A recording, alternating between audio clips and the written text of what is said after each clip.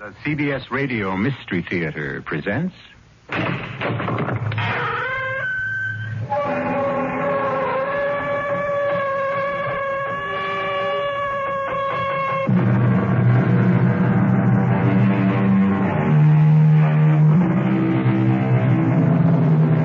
Come in.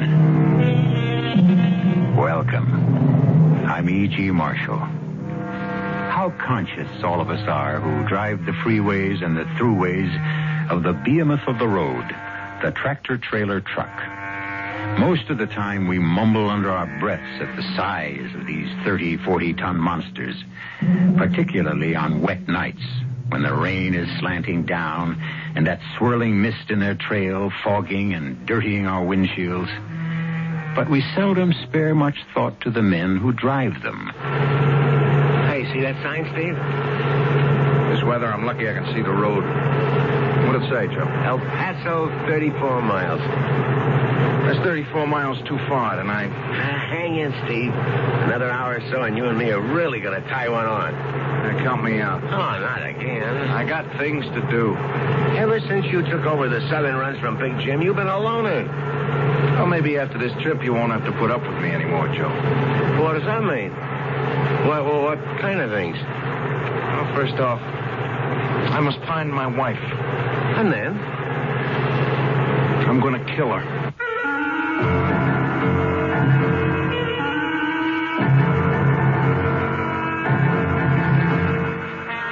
Our mystery drama, The Reluctant Killer, was written especially for the Mystery Theater by Ian Martin and stars Tony Roberts.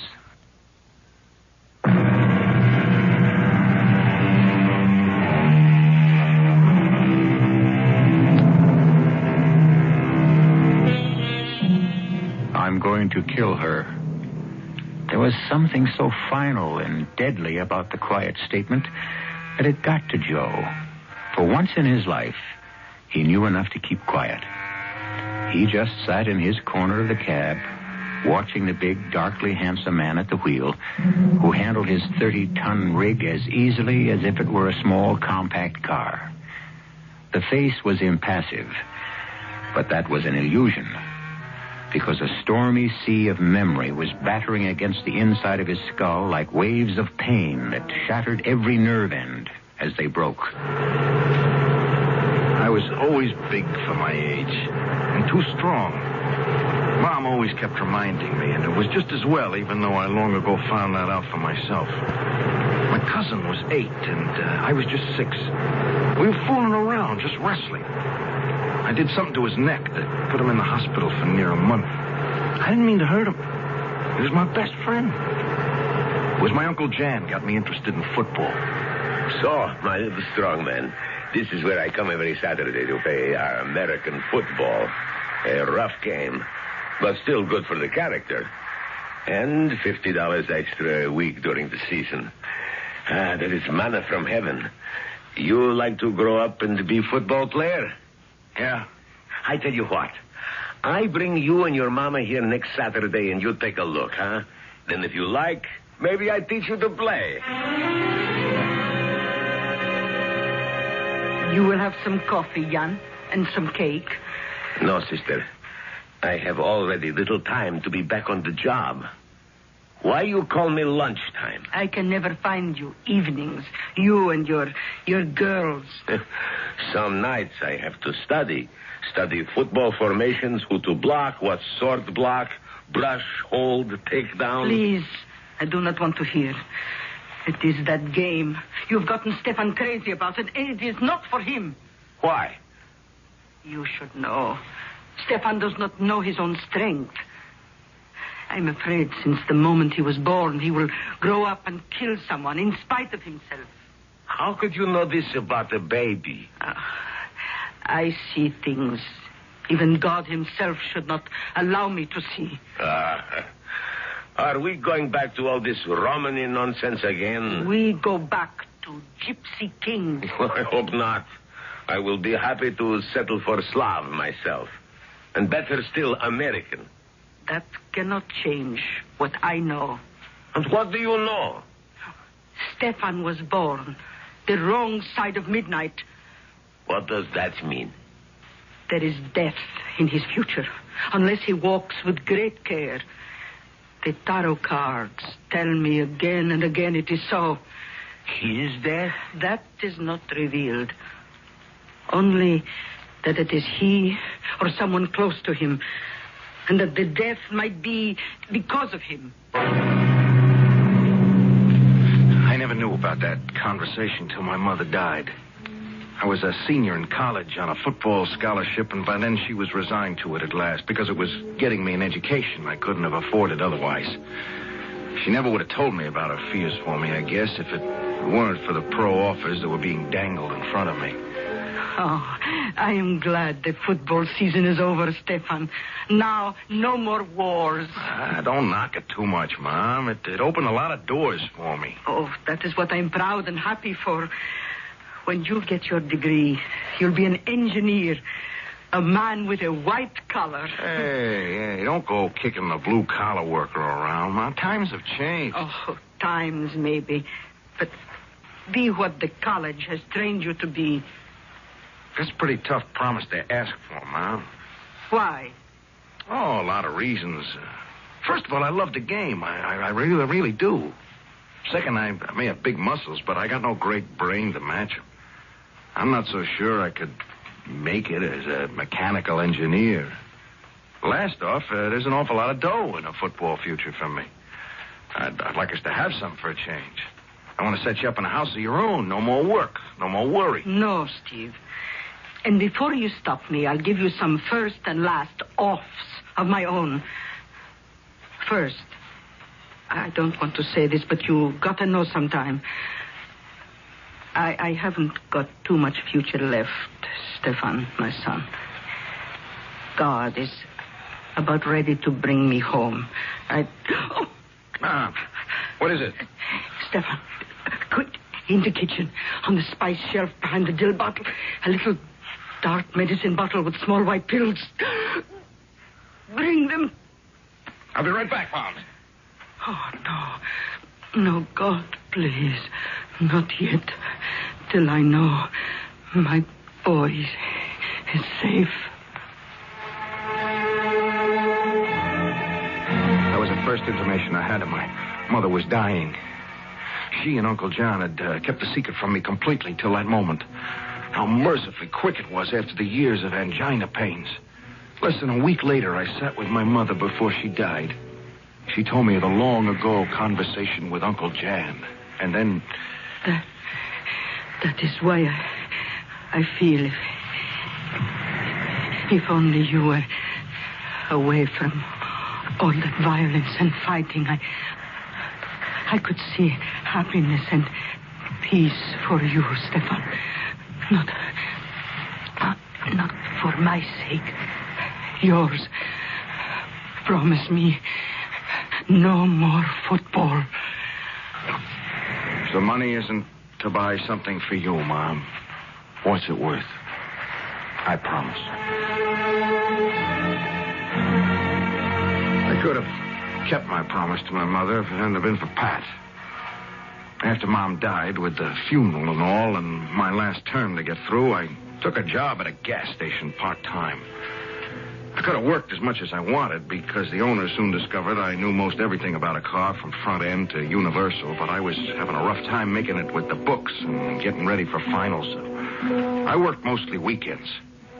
It was a Saturday morning, with the sky as blue as a robin's egg, that she drove in.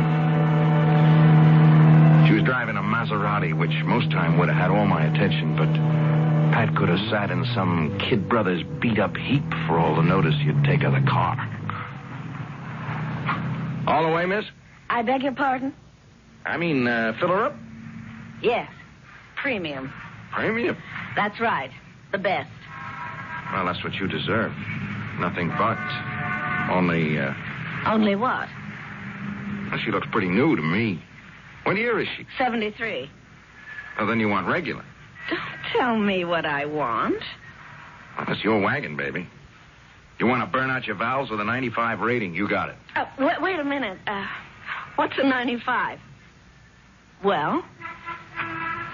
Excuse me, I was looking at your legs. What was the question? What's a 95 rating? Gas. Octane. 87. 88's all you need, and you keep your engine clean as a whistle. What'll it be? Anybody as big as you doesn't have to be conceited or show off, so maybe you know what you're talking about. Make it regular.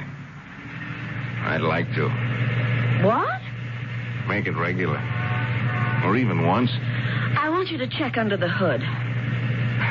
I was hoping you'd ask me that. Why? Beautiful. Just beautiful. Are we starting that again? No, I was talking about this piece of machinery. Oh. Well? Well, what do you want me to check? Well, whatever. Whatever you do. Battery, oil, and things. Sure. My name is Steve Janos. I'm Pat Bard. What are you doing this evening? I have a date, of course. What could you do about it anyway? Oh, nothing. I'm closing early because I have to hit the books. I got a test coming up. I don't know why. What time are you closing? 10:30. I'll pick you up at 10:30 and drive you home. Why? I don't know. I must be out of my mind. That's like me. I mean, I've been that way since the moment I first saw you.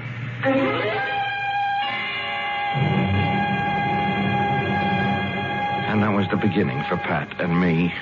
Beginnings only seemed to signal a great, great future. If it hadn't been for a mother. Oh, not that I'd ever been smart enough to realize what a troublemaker Pat's mother was, except for what happened later.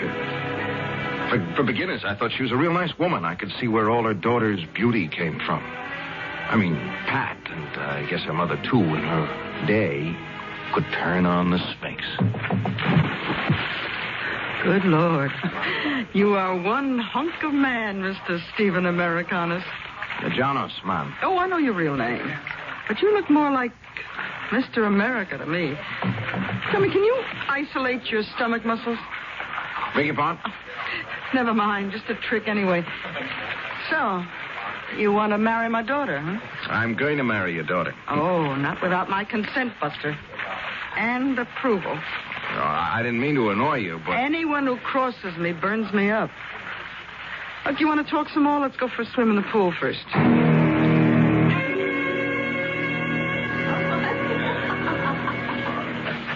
You're a heck of a swimmer, Mrs. Warfield. Well, you're not. You wallow and thrash about like a bear. It's just not my game. Oh, I know what your game is. I've watched you play a lot of years. No kid. No kidding. The penalty of my lifestyle. I watch a lot of games I don't enjoy. Even have to participate in some of them. Oh, why do that? Because my 235-pound teddy bear, I like to live in the style to which I have always been accustomed. I want the same for Pat. That's why I loosened the apron strings on you. Excuse me? What league are you going to sign with, Steve? Oh. Well, that's up to Uncle Jan. I like the NFL myself, but that's mostly because I always rooted for the Browns. I must admit I wouldn't have minded being their den mother myself. But you are going to play pro football. Yes, ma'am. I expect to. Uh-huh.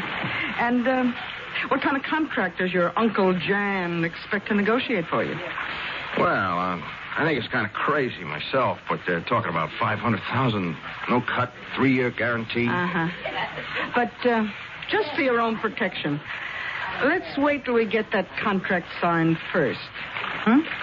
Yeah, of course. Yeah, I've got to know I can support a wife. I got some pride, you know. Suddenly, I was seeing my future mother-in-law clearly for the first time. I wasn't a person to her, just a commodity to buy or sell or accept as a gift. She didn't care about Steve Janos, only that he represented $500,000 on the hoof. I'd have cut out there and obeyed my promise to my mother if it hadn't been for Pat. She was what I loved. She was the only one important to me. Nothing could change that. I might want to kill her mother, but I never could feel that same way about Pat. I'm just not built that way. I couldn't kill a fly. Steve. Yeah, Joe. You okay? Yeah, why? We just passed an El Paso city limit sign. I thought you ought to know. I saw it. You look like you was 100 miles away. Don't worry about me. Even if I was high as a kite, I could still haul freight. Oh, sure. You got the touch. Yeah. I just got the creeps with all that talk about your planning to kill your wife. I don't go for that kind of kidding so good. I wouldn't blame you, Joe. Because I'm not kidding.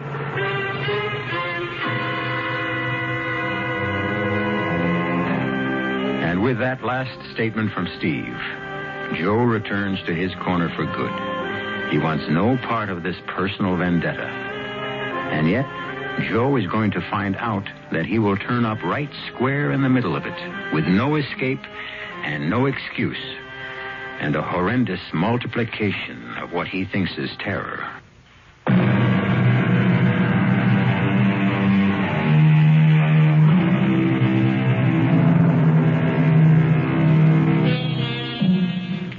The whine of the big tires on the wet highway has slowed a little now that the big trailer truck is approaching the city. But inside the cab, they seem even louder in the silence between the two men. Joe sits hunched over, staring straight ahead through the half circle of clear glass the windshield wiper keeps open against the driving rain, sneaking a sidelong glance every so often at Steve. But Steve is lost again in his own thoughts, driving mechanically with his body reflexes while his mind courses through the past. We were married a week after I graduated. The day I signed my final contract with the Pumas. The headlines embarrassed me, but Pat and her mother really went for him big. Star fullback signs own interference. Steve Killer Janus weds former Patricia Bard, and captioning one picture, Beauty and the Beast. The last one really got to Pat. That's dirty pool. What, Pat? This headline, Mother. Oh, you can't deny it's true. Oh, just look at that beautiful animal you married. If you weren't my own little girl, I'd be fitting an arrow to my bow right now and off on the chase. Yeah, if you did, I'd never stop running. Why? Am I so bad? I didn't mean it that way, Mrs. Bard. I just meant you're kind of a bit much for any guy to handle. Oh, well, never you worry about me. You just take care of my baby in the way to which she's accustomed. Lord knows you're going to be rich enough. Mother! Oh, Pat, don't go ingenue on me. Money may not buy happiness, but it sure makes it a lot easier to find. And keep. Oh, now off you go, you two. It's going to be a short enough honeymoon as it is. I didn't realize how true that was at the time. Sure, I had 2 weeks before training camp began, but there was more to it than that. Some dark shadow that moved like a warning somewhere in the back of my mind. Even during the honeymoon on a lost island in the Bahamas, every so often it would stir enough to make Pat notice. Oh, Steve, isn't it sheer unadulterated heaven? Pat, standing like that with your hair streaming in the wind and those white drops of water gleaming like pearls against your skin, you're the most beautiful, perfect thing God ever made. You're pretty impressive yourself in the altogether. And I never thought of you as a poet. No, I'm no poet. I'm just a guy in love with a goddess. How can I be sure you love me the way I love you? Don't I show you? Oh, I don't mean that. I mean... What? Oh, I don't know. I get scared sometimes. It's... it's a celebrity bit. Don't you think I like to be the wife of Stephen Killer Janus? Oh, don't say that. What? That screwball nickname they hung on me. You do mow 'em down, lover. Yeah, but it's a game, Pat. It's a game. I don't want to hurt anybody. I know how gentle you can be. But I get my kicks, too, watching you from the stands. Yeah, but that's what worries me, see? Supposing it all ended. I blew the ligaments in a knee. I picked up a compound fracture and a pileup. Don't talk about things like Yeah, that. but a football player lives with injuries every time he suits up. Supposing I really bought an injury that ends my career, like Tucker Fredrickson or somebody. You won't. Not my Iron Man. What if I did? Oh, I'd miss seeing you play. The excitement and all. But it wouldn't be that bad. And we'd still have the money. The money. Well, if you're injured or something, that doesn't cancel the contract, does it? No, but if there wasn't that kind of money, Pat, I mean, would it make that much difference to you? Oh, for Pete's sake, Steve. What is this, a back meeting or a honeymoon? Now, can we just change the subject? What's the matter with you, anyway? I didn't actually know what was the matter with me at that moment. There was something that had been building up for a long time without me knowing it. Maybe without my wanting to face it. But back in training camp, I found out I was going to have to. It took me most of the summer to make up my mind, but the third exhibition game did it for me. Before I took final action, I talked it over with Uncle Jan. Well, why do you come to me, Stefan? You know the answer. Yeah, the answer, sure. But have I the right to make that decision? No one else can make it for you. But about that decision, yes. I will talk a little if you want. Yeah, that's why I came to you. Mm-hmm. So you broke Magorski's back on a block. Now, that is too bad. No one likes injuries. But that's the game. Game. It stopped being a game a long time ago, Uncle Jan. But it bought me a college education. It'll make me a rich man. In spite of all that, it's still a game. A man's game, a challenge. Not many play only for the money. No one can pay a man enough to take the punishment he takes in the pros. You must pay yourself on the inside with the heart and the mind to balance out the agony you ask your body to accept. And you no longer can. I didn't have to hit Magorski that hard. Jones already had him off the ball carrier, but that's what the coach demands. He gave you the nickname originally, didn't he? Killer. Yes. When I was still in college, I always hated it. I run the only way I know how. I don't want to hurt anyone. When that whistle blows, I don't see guys, human beings, anymore. I just want to get out there and hit. And hit. And hit till it hurts the other guy more than me. I wanted to hurt Magorski. He slipped a block on me early in the game. I wanted to kill him. This isn't the beginning anymore, Uncle Jan. This is the end. It isn't a game anymore. It's making me into my name. Then you quit. Just like that? I have a wife. I got an expensive house, an even more expensive mother-in-law. How do I support them? You're an engineer. I wouldn't be a good one. A mechanic. That's what I am. That's what I'd like to do. Run my own shop. Cars. That's it, then. Get a gasoline franchise. A first-class garage. That takes money. And if I quit football, money's what I ain't gonna have. I've been saving all my life.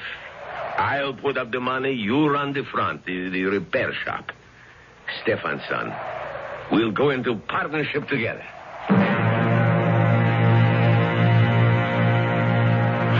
What a load off my back. I couldn't wait to get home and tell Pat. She'd been complaining what a bear I was around the house, and now I could tell her why, and we could get back to the way our marriage had started off. I was as happy as a kid with a brand new bike when I got home. Even Pat's mother being there didn't dampen or stop me. I blurted it out to both of them in the kitchen. Quit football? What about your contract? There's no way they can make me play. Couldn't they sue? For the peanuts they paid me so far, they don't have to. I'll pay it back. You couldn't play for any other team. I'm never going to play football again. You're going to be a mechanic? A cheap, dirty grease monkey? Now, wait a minute. But how can we keep this house? We won't be able to afford. Oh, sure. We'll have to pull in our horns. We'll have to get a small apartment for a while that you could take care of. Honey, you remember I asked you once if the money made all that difference between us? And maybe you remember I didn't answer. I should hope not. Look, are you trying to tell me that just because you suddenly are getting a little squeamish about hurting your fellow man, you're going to renege on what you offered my daughter? That you expect to turn her into some sort of middle-class drudge who spends her life at a washing machine cleaning your oily overalls? Why don't you stay out of this, Joy? Let me handle it, Mother. Honey, you're tired and you hurt, and I know this period of training is awful tough on you. Why don't you have a little rest, and then we can... Look, Pat, I didn't make up my mind 2 seconds ago. This took a long time, and it's final. Come on upstairs, baby, and let's you and I work it all out. Before you... I have already talked to management. I quit. It's too late.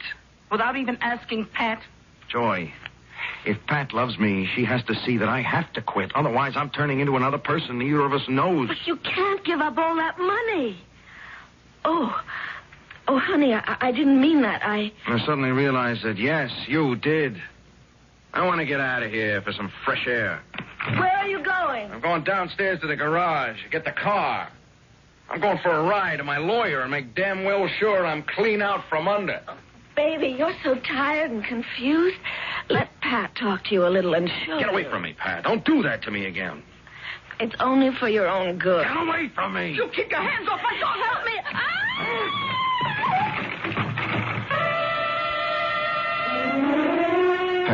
I'd only pushed her away in a moment of revulsion, but as usual, I wasn't conscious of my own strength. Fortunately, Pat wasn't seriously hurt, but on a witness stand in a court. Then with the attorney's pictures to hand around, she looked as though I'd tried to beat her to a pulp.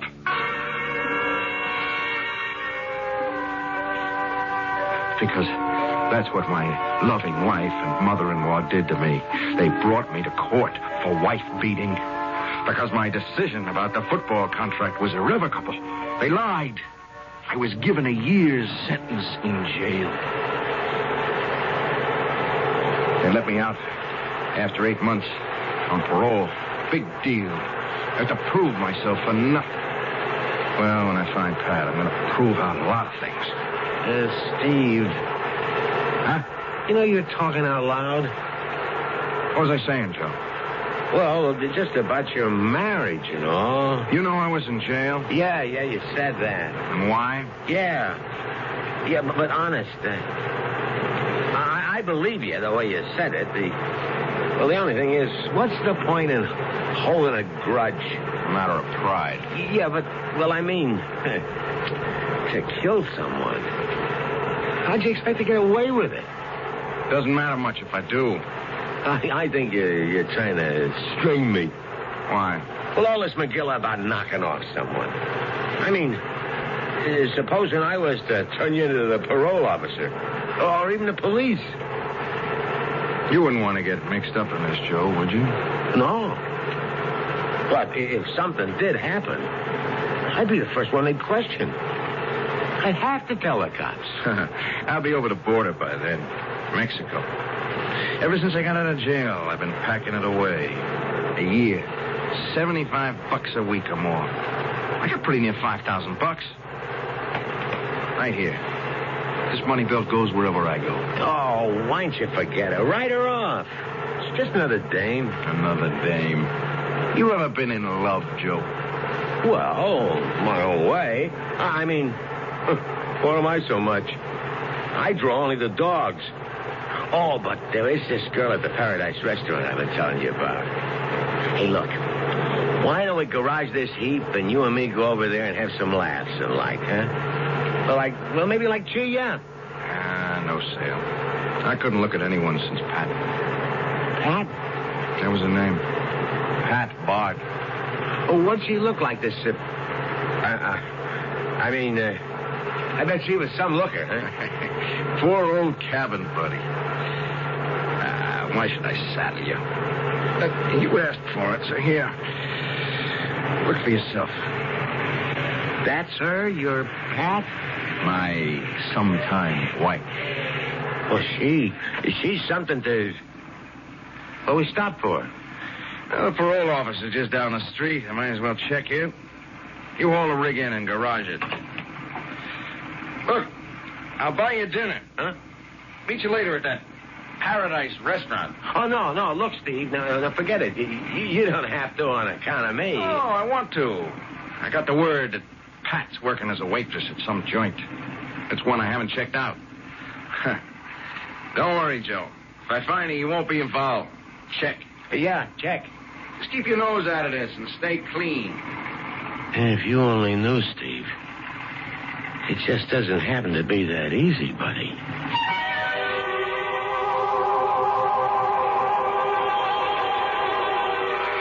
A mumbled comment to himself on which we can eavesdrop, but that Steve doesn't hear. What does it mean? How can Joe, who is no part of Steve's past, have any relation to his present or his future?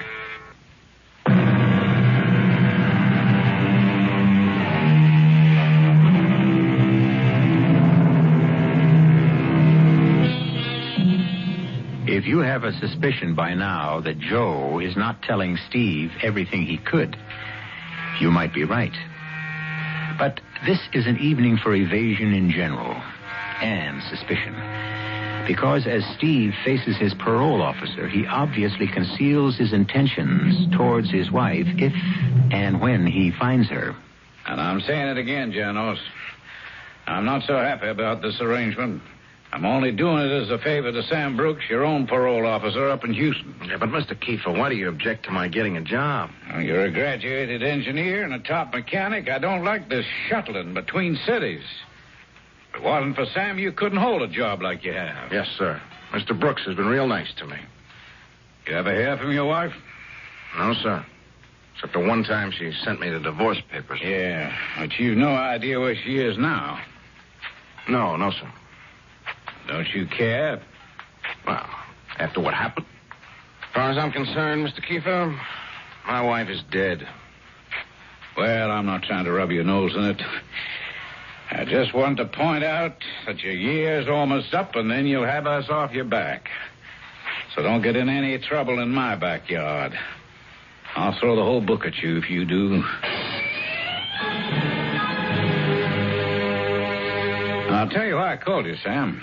Your favorite parolee, Steve Janos, was just in. Yeah. I know what a big football fan you are. Me, it's the ponies. What's on my mind? I don't know. The Cleveland police just sent me down a picture of that wife of his. Huh?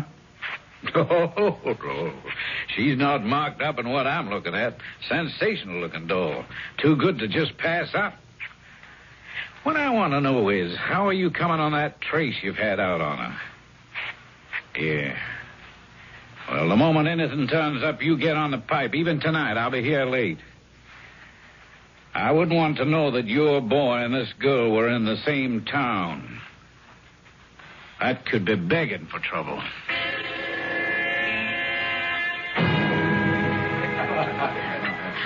The manager said you had some trouble with the other waitress. Can I help? Steve. Hi, Pat. Fancy meeting you here. How did you find me? When I got out of jail, I discovered your mother had died. You sold a house and moved. Somebody told me you'd gone to work as a waitress. I started out combing every restaurant in Cleveland. I came south. Yeah. When I got my copy of the divorce papers, they were postmarked El Paso. I got a job holding freight down here.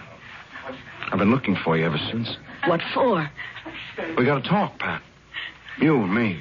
I can't.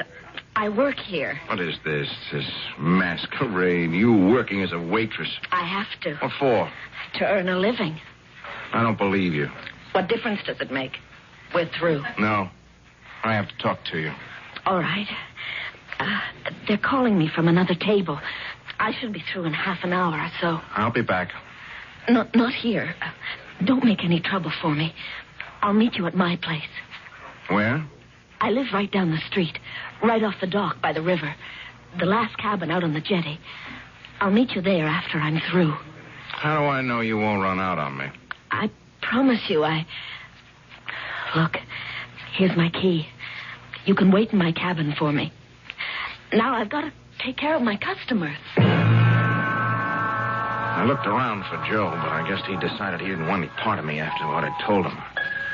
I realize now, since the Paradise was his favorite joint, he must have recognized Pat from the picture I'd shown him. I could only hope he hadn't hollered copper, but at least he hadn't tried to warn Pat. In the back of the restaurant was the jetty Pat had mentioned, only it was more of a string piece bridging out to a small island with some summer cabins on it. The others were lighted, one dark. That would be Pat's. I would do it here.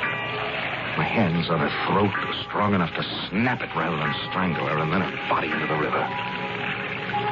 I started to wait. Oh, hello, Sam. Who? Patricia Barr. Oh, yeah, that's right. That was a maiden name.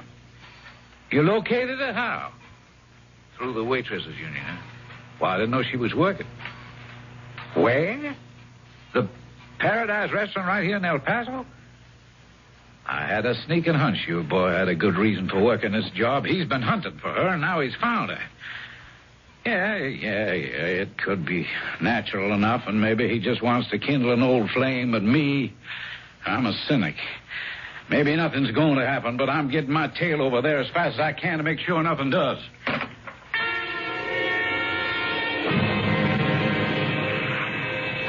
Who's that? It's me. Steve. Why didn't you wait in the cabin? I wanted to make sure you were alone. Who would I have with me? Cops, maybe. Why would you think that? You did the last time you came for me. Where have you been? You don't have to hold me so tightly. I'm not going to run. That's what I decided, you see. When you carry something inside you, there's no point in running away. It goes wherever you go. I can't leave it behind. What? My shame. Shame? At what I did to you. Steve, please, let's go inside. I want to talk to you. No. You and me, we don't go anywhere together. Ever again. Is that all you came to tell me? I came to get back at you for what you did to me. I've been paid back for that already. Look at how I ended up. A cheap little waitress and even cheaper little joints. 8 lousy, stinking months in the tank with drunks and deadbeats and junkies. Steve, please, give me another chance. Let's go in the cabin. A 4. Maybe we can still make things right. After what's happened. There can't be nothing left for us.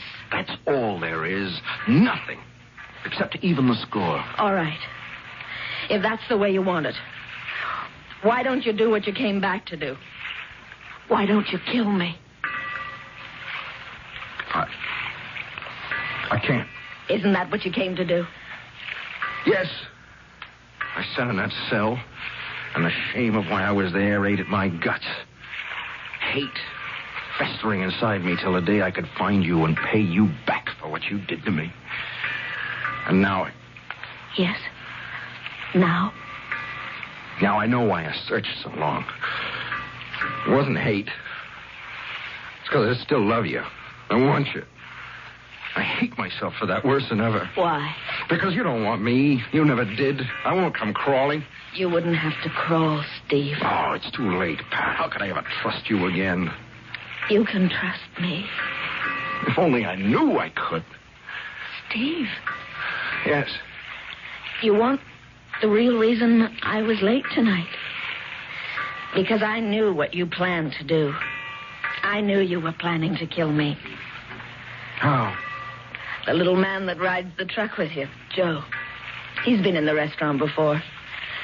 And after you went out, he came in and warned me. Said he recognized me from a picture you showed him. That's why I started to run. Then why'd you come back? Because one of the things I learned in the past year is that I really love you, too. Without you, there's nothing. I might as well be dead. You took the chance that I was willing to gamble on you. Would you take a chance on me again? Do you still have my key? Yes. Then let's go in, and I'll prove it to you.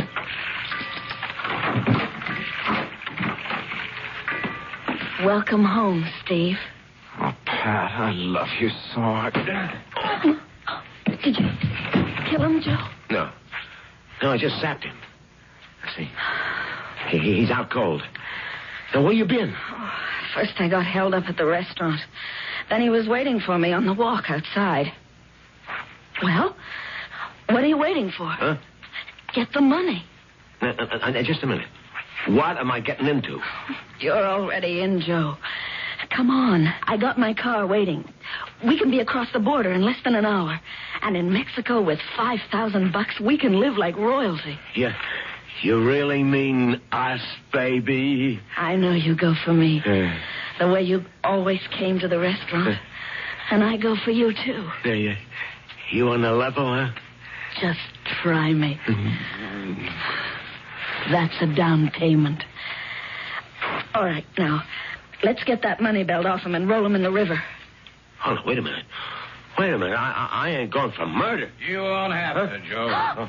Who are you? Not exactly a real cop, lady, but the gun is real. You know, it's funny. All I was looking for was a possible parole violator, and now look at the can of worms I opened up. Okay, Joe, turn around and put your hands behind you. Oh, officer, you don't know Just how... don't move, lady. I get nervous when both my hands are busy. You don't know what I've been through. The man on the floor was my former husband. We were going to have a reconciliation. And then this man came from nowhere and hit my husband with something and knocked him out. He was going to steal my husband's money and force me... All right, Sarah Bryna, turn it off. It won't work. Cute little item, isn't she, Joe?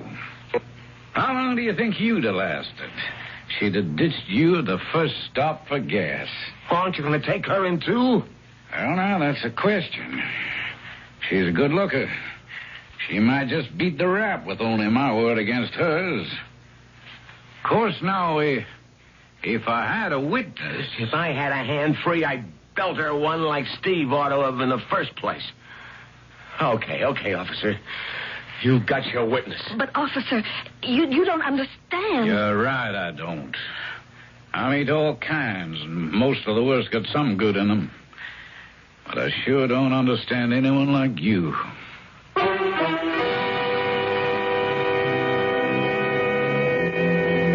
I wonder if you, like myself, when I first heard it, were as surprised at the outcome as I was.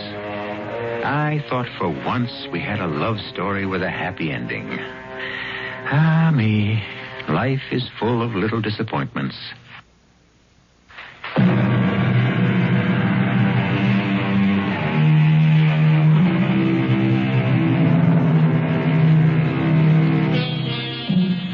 Thinking it over, it occurs to me that it all did have a happy ending. Joe and Pat were convicted of aggravated assault and battery and drew sentences of 4 to 5 years. It was a little rough on Steve at first, but the shock was enough to clear Pat Bard out of his mind for good. And he and his Uncle Jan finally opened their service station in Houston. Of course, he still flies more and more often to El Paso. It seems that Officer Kiefer has a very cute kid sister, and, but that, of course, is another story they'll have to complete. Our cast included Tony Roberts, Roberta Maxwell, Leon Janney, Bryna Raeburn, and Ian Martin. The entire production was under the direction of Hyman Brown. And now, a preview of our next tale. It will destroy the whole world. Excitement, it's not good for you. The world, it's lost unless there is a new 36th man. Take my place. You must do it quickly. Quickly before I die. Don't get up. Don't try to get up, please. Say yes, Harry. Say yes. And suddenly there's an end to thunder and lightning, the wind. Suddenly, every cloud will disappear. A bright sun will shine in a peaceful heaven. Just rest. Now try to... Say yes. Only you can save the world. Say yes. Me? Me save the world? Yes, you. Only you can save the world. Harry. Harry, say yes. Harry. Yes. All right, yes. This is E.G. Marshall inviting you to return to our Mystery Theater for another adventure in the macabre. Until next time, pleasant dreams.